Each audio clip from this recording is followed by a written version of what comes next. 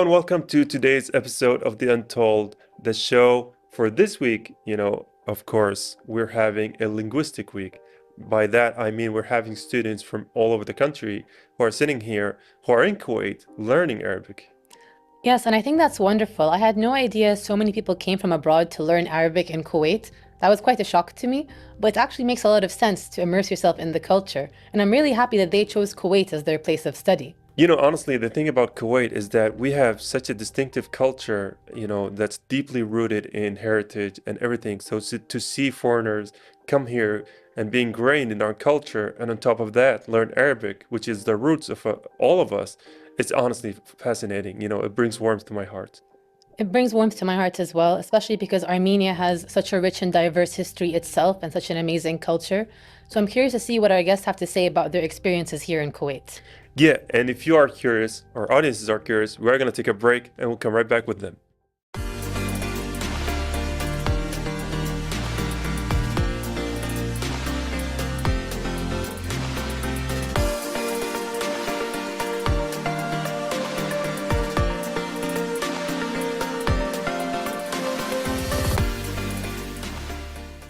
And we are back on The Untold with Izabela and Luiza, two Armenian students who are studying Arabic here in Kuwait. First, welcome on The Untold.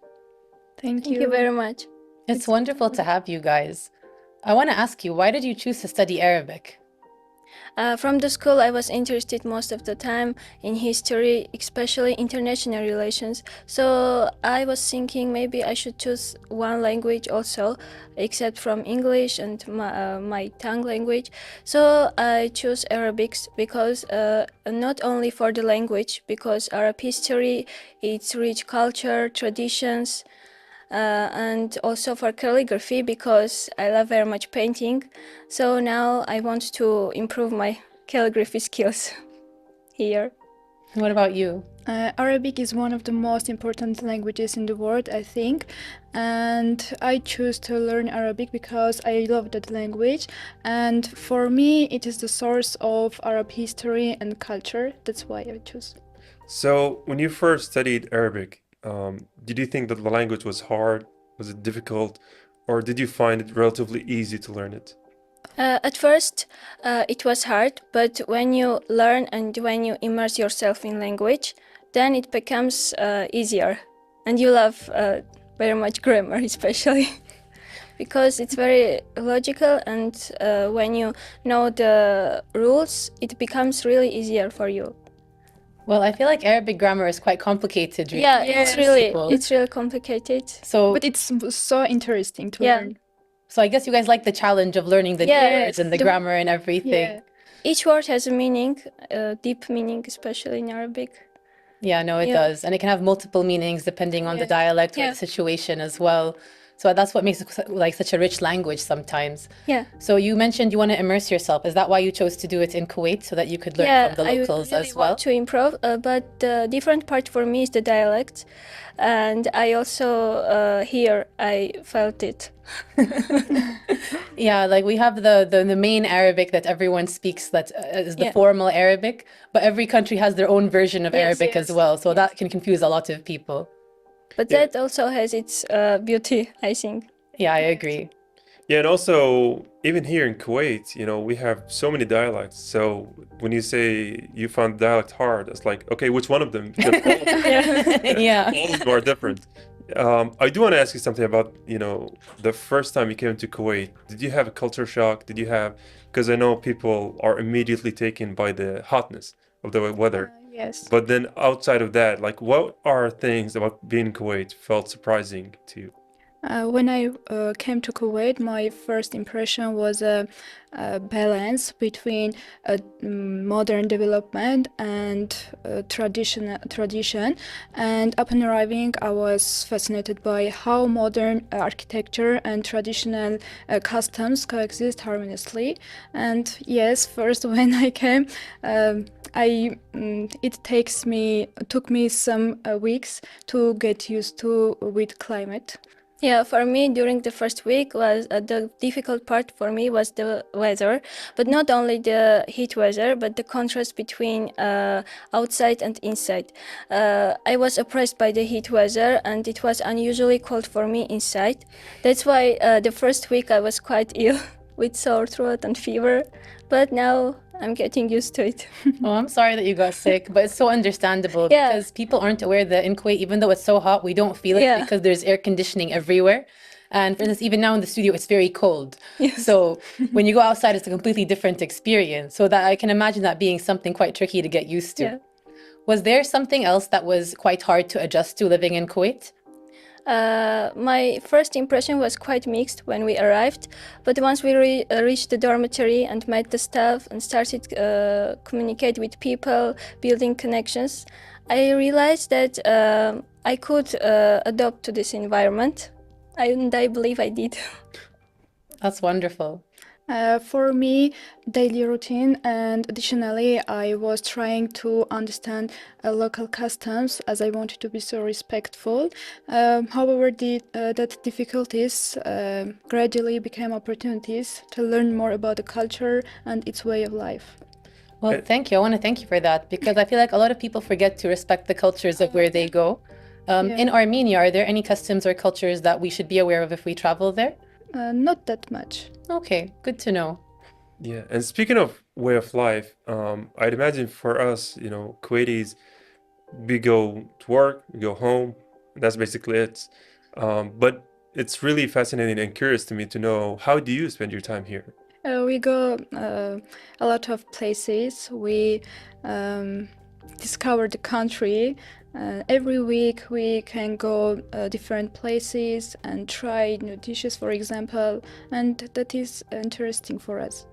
I think one of the advantages of studying here is that we are not studying only a specific subject, but our days we no longer share with our families and the people we have known for a long time, but instead with foreigners who over time become our friends, our international friends. We have become very good friends. In the morning we are going to classes, then after time we have quite a lot of time. So we want to discover the cultural places especially. That does make a lot of sense. Yeah. And I think once you find the right community of people, you can always adapt to any kind of Yeah. place that you're in. So I'm really glad that you guys found people to get along with.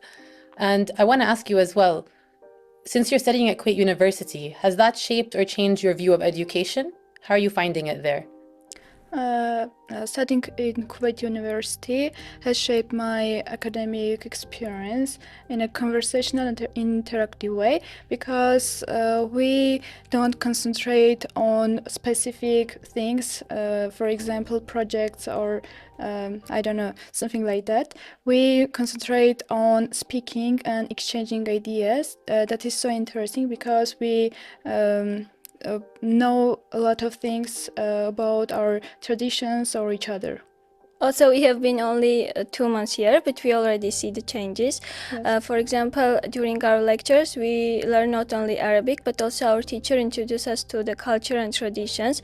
And even if we are not yet able to express ourselves and our thoughts as we would in our native language, but that doesn't stop us because the role of our lecture is great in this. Especially, that's why we are really grateful for our lecturer, Dr. Khalid, because we discuss a lot of interesting topics, and we are trying to speak a lot as we can, even if we are making mistakes. Well, making mistakes is how you Yeah. learn. Yeah. And I'm glad that you've got to get a very well-rounded education happening here, where it's not just the topic, but a broad range of things to help you understand the culture and the country. Yeah, honestly, I think by doing mistakes is scientifically proven that that's how you learn. So hopefully that's a good approach to learning. I do want to ask you about something, is that when you first came to Kuwait, now you said it's been 2 months, right? Yes. So how long does the program usually last for? It lasts for a year. A year, Yeah. okay.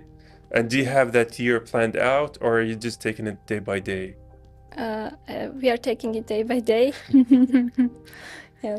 Oh, Go ahead. I was just gonna ask, like, out of those 2 months, what was your favorite place you've been to in Kuwait so far? It's gotta be Mbarkiya.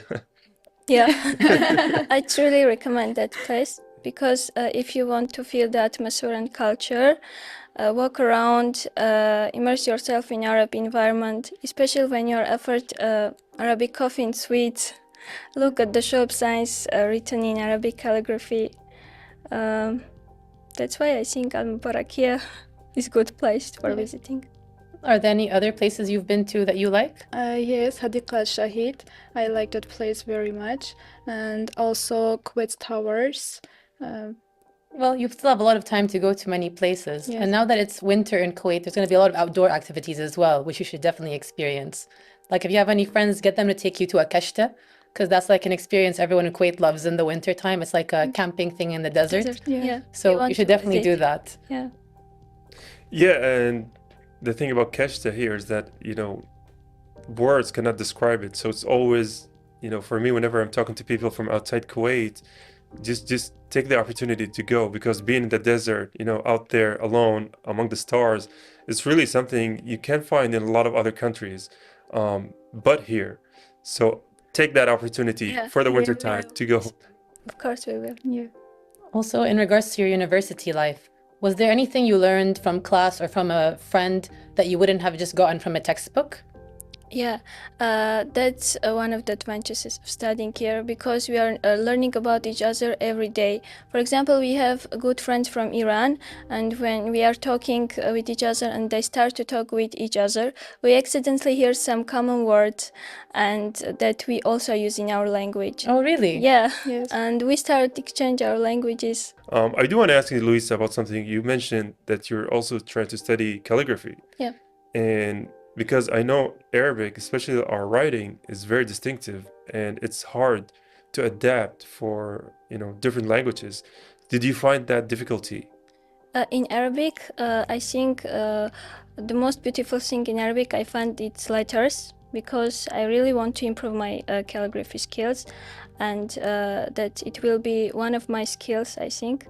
Honestly, that's a really beautiful skill to have, Yeah. and I commend you on trying that because it is very gorgeous. And there are a lot of places in Kuwait you can go to that really showcase the beauty of these things. But we're going to go on a short break now, and then I hope we can discuss this some more. Stay tuned for after the break.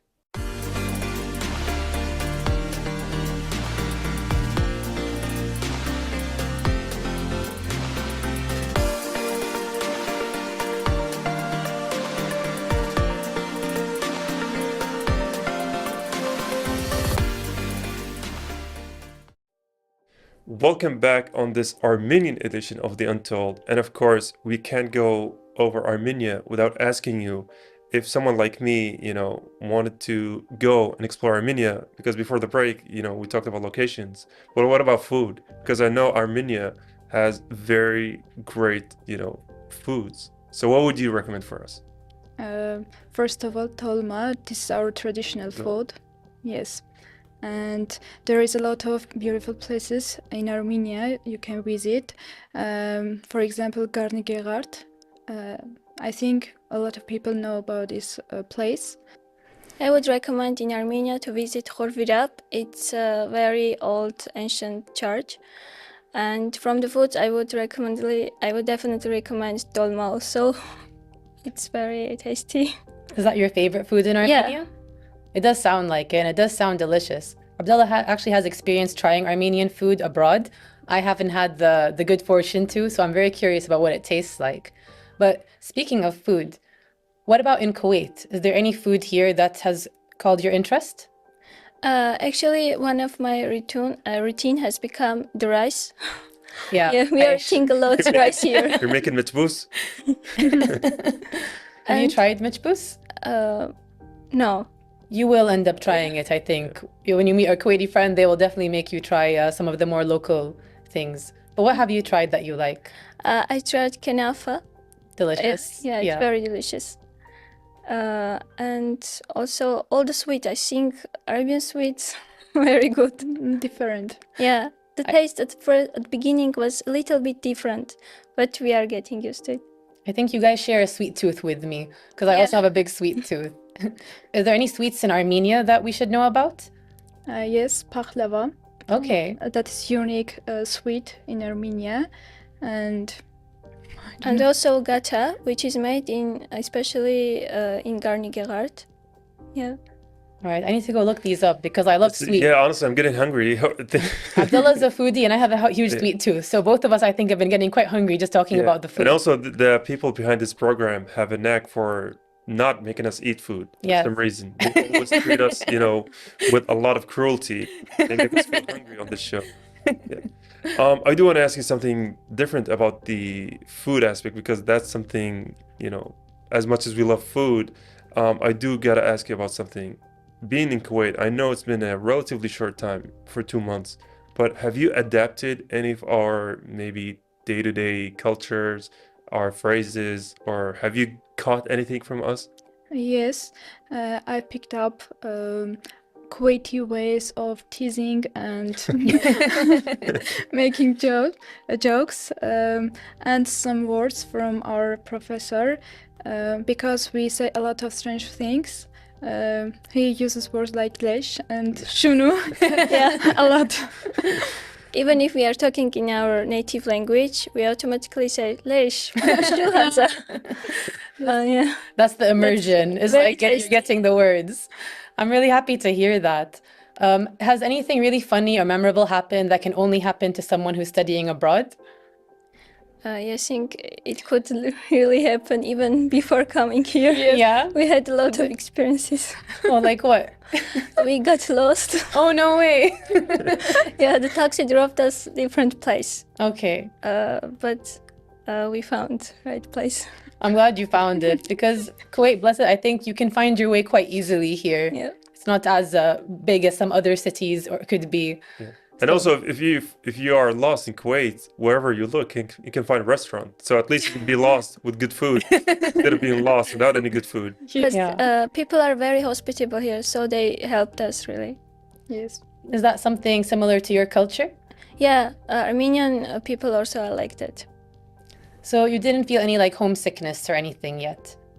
No, at first it was a bit unfamiliar to me, but I understood that if you want to adjust in environment, you should have respect and not only toward elders, but also peers, regardless of your culture, religious and language difficulties and differences. Even our daily routine very different from others, but yet we have a lot of respect with each other. Well, thank you so much for that. That's wonderful. And I think the fact that you're able to identify similarities in the culture and also find people who are hospitable or friends help ease that homesickness. Because me and Abdullah have both studied abroad as well. So we are familiar with the feeling of feeling like missing home or culture differences. But once you adapt and you get to know the right people, any place can feel like home, really, I feel. When we came to Kuwait, even the first day, people were so welcoming, kind, and after 1 week, I was like, I am home. That makes us feel really proud, I think. Yeah, honestly, it makes us feel really happy, especially for having such a welcome community. It makes us feel proud, like Lujain said, and happy, extremely grateful for it.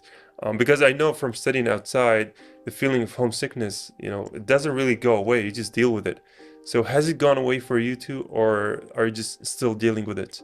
Yeah, it has gone because of especially of our dormitory staff. We really became very close friends with our classmates, with our lecturer, and we don't notice that. We gotta have Dr. Khalid here. Yes. Yeah. Because you've said nothing but good words about him. I'm Yeah. really curious to, thank you, Dr. Khalid. Yeah. We want to join his class now as well. Maybe we'll learn new things too. But I'm really happy you guys got to find like a professor you like, a uni you like, and meeting friends. Is there anything else you could tell us about your experience? We are having a lot of experience day by day. At first, in the beginning, I would recommend students that equipped with patience and enthusiasm. Even if in the beginning you could be discouraged, but it will pass, and day by day, it will become your memorable experiences. And speaking of memorable experiences, after your year of studies is over, do you plan to take your studies to your professions? Do you plan to further your studies? Or, what's the goal after finishing learning Arabic here? I want to be a diplomat, Yeah. and for that, I think Arabic is important. I'm very interested in linguistic studies, so that's why I want to improve my Arabic and study it very deep, not only for speaking, but grammar and other things. That's really cool. I think that me and Abdullah sometimes take for granted like how rich our language is and how people might view it as very important or want to study it. And for instance, how you said it's very important for diplomatic things, Yes. which is so true. But because it's just the language that you have here, you don't think about it in the same way. So I love talking to people like you who see the beauty that you sometimes remind us of how beautiful and rich our own culture and history are. Yeah, we want to learn. We want to read Arabic literature in its native language, not the translations. That's Because understandable yeah. because Arabic, like especially the poetry, is very rich Yes. and very rich, strong and has so many metaphors and beautiful language. So a lot of things are best in their native language, I think. So have you, dove into Arabic novels and poetry, or is that, further steps ahead? Yes, at university we have learned about some Novels. Yeah. novels. Yes, like Lam Tati by Mahmoud Darwish. Yeah. I like Mahmoud it. Darwish. I like it very much. Well, I can give you two recommendations who are my absolute favorite, Arabic authors, poets. Nizar Ghabbani, of course. I'm pretty sure you know. Yeah, and Fahad Askar, which is our own. He was a Kuwaiti poet. So if you want to know about the beauty of the Arabic language, read from those two because they're going to share you a wealth of honestly amazing, beautifully written Arabic language. And also, I think the novels of Naguib Mahfouz. Najib Mahfouz, yeah. Yeah. He was one of the few novels who has won a the Nobel Nobel Prize. Prize. Yes. Really? Yeah. I didn't know Arab- that. That's Yeah. amazing. First Arab writer was. So are you at the stage in your learning where you can read those, or are you taking those as a learning studies? Like, can you actually read it from the first page to the last page, or are you still taking notes and everything? Like, where are you in the learning process? We are trying to read it, but our teacher really helped us with grammatical phases, and that's why we take notice. Yes. Yeah, that's why I'm asking is that you're early on, right? So the road ahead, especially because it's in Arabic, the road ahead is monumental. So I do want to wish you all the best, right? Because Arabic is one of the hardest languages to me personally. So to see you tackle this beautiful language is honestly an amazing accomplishment. We hope we will learn Arabic. I think you will, especially because you have the passion for it. Yeah. Because even us as Kuwaitis growing up, learning Arabic in school and then the formal Arabic, the grammar, all the different dialects that happen, it can be confusing even to a local or to Arabs. So I want to just say, well done, you guys, because it's not an easy task that you've had. Is Armenia a difficult language as well? Yeah, Armenia, one of the ancient languages in the world. Oh, really? An It's ancient also- language? Yeah. Yeah, I've very- heard you guys have a lot of history. Yeah, Yes. a lot rich, like Arab culture. That's wonderful. Yeah. I love seeing the similarities between different cultures like this. Yeah, honestly, and the thing about a lot of European countries that their history is rooted to the history of the world, right? So all of them have their own unique flavors and their own unique cultures. And to know so much about Armenia from you two is honestly amazing. So thank you for the opportunity. Thank you very Thank you. much. So, has living in Kuwait shaped your confidence or view of things in a different way? Yes, because here being a lot of things that I should face alone, far from home and family, so that build my confidence and independence. I think the level of responsibility here is higher, not only toward yourself but also toward others. Even though we studied in the same university in the same class, but here we are sharing our daily life, which has its challenges and easy moments. And also with our international friends, so we have mutual respect for each other. That's very important. That's good. I mean, friendship is always important. And because we are running out of time, I do want to leave you with one last question. Is when this whole experience is over, what is something from this experience you're going to take back home? And I'm not talking about like, work or profession, like something personal. I think I will definitely remember the sunsets because here the sunset has a unique kind of beauty. Of course, they look beautiful over the sea, but even if we step outside the dormitory, the sky here is has unique kind of beauty, really. I would say the people I met and the memories we made. That's really beautiful. And I agree, we have some very beautiful sunsets, like the desert sunset. We get all the colors in the sky and it's wonderful. Yeah. So I want to thank you again for joining us today and for sharing us with your experience. And I'm sure you're going to just keep learning more and have more adventures every day. And you will, I think, have a really beautiful time.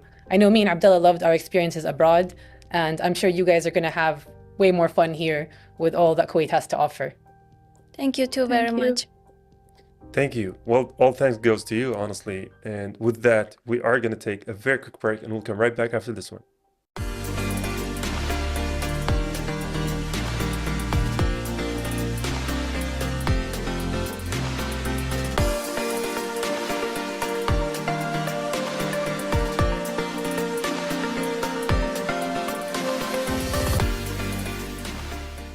And with that, ladies and gentlemen, it brings us to the end of today's episode of The Untold. What do you think about Lujain? I think it was a very interesting episode. Our guests were lovely. Luiza and Izabela had so much amazing things to say about their experiences, not only in Kuwait, but at Kuwait University. Like, they love their professor and the way that they're learning. And I think it's really important to have passion for what you're learning. Yeah, I think, special thank you goes to Kuwait University because we've had a few students here who are living in the dormitory of Kuwait University, and they all had nothing but good words to say about it, from the staff, from the cleanliness, from the professors, from the, management of the whole place, and how the students themselves, nothing but great words. So great thank you goes to the management of Kuwait University, and thanks for Luiza and Izabela as well. I agree, and I wish them the best of luck on their studies. And I think it's really amazing that so many people see the beauty of the Arabic language and want to study it and further their own careers with it. Yeah. And I also love to see the experience that they were having in Kuwait. It's still early days for them, but I'm sure they're going to experience quite a lot here. Yeah, honestly, all the best wishes to them. We hope nothing but the best for them. With that in mind, it's the end of today's episode of The Untold. Until the next one, goodbye for now. Goodbye and see you next time.